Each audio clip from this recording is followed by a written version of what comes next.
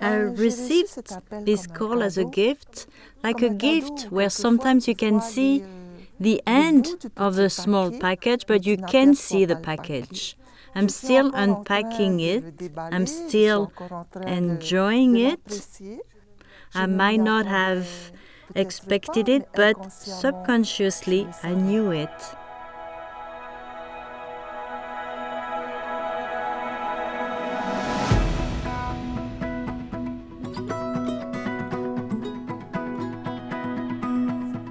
And this call came to me from deep within, reminding me that I am with all these people who are there as a blessing, and that now I was setting out on the horizon. I joined them, all those evangelists, so I could be his witness and those customs of blessing.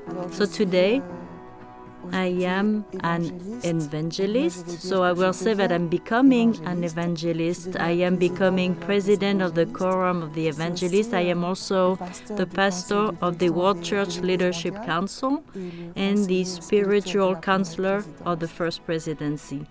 And this sense of calling, I am still living with and learning from this calling. I trust all the evangelists and the church to continue to walk with them. My journey in the community of Christ happened quite naturally, but also with surprise. So with surprise because I was born into a loving family, but one that had no connection with the community of Christ. And naturally, because I was adopted by parents who were part of the community of Christ. And because of that, well, I lived in a setting of service, faith, and church was the everyday norm. So I am in the church through family, but also through commitment, because over time I had to think about my own path, and it came after a world conference here where I asked myself questions. I told myself that we were beyond Polynesia, that there was a much bigger family, and what was to become of me in this big world, my faith, my discipleship, and I started to have lots of questions. And it was with these questions that instead of simply being a member of this church through my family, I found my own path.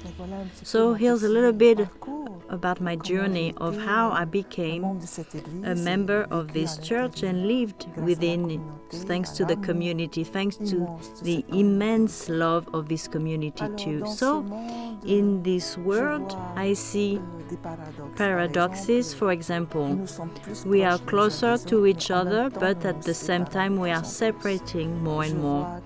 I see that we protect ourselves, but at the same time we break each other down. And so it is in this changing world with all these paradoxes that I see this challenge, this task, which is to be able to be present to all these people in all possible situations where we can provide and create a space or relationships where people can feel this love of God alive. And getting out of our comfort zone, I think, is one of the biggest challenges. That is to say that we have taken positions or we continue to offer a very good ministry. However, the world is moving in a direction that is sometimes mysterious to us, and we have to adapt to all these changes, to all these challenges. I see this as an opportunity. So there are so many different aspects to the ministry of the evangelist that this is where I see the opportunity.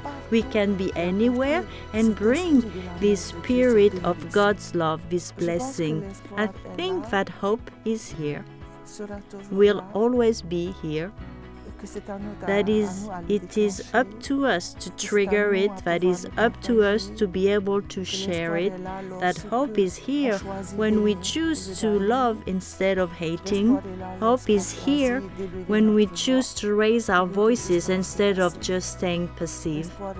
Hope is here when we choose to be courageous and to be able to speak and to be able to act in a world that asks us to do the opposite. The mission is to be able to raise it up, to proclaim it, to make it awake in people's lives.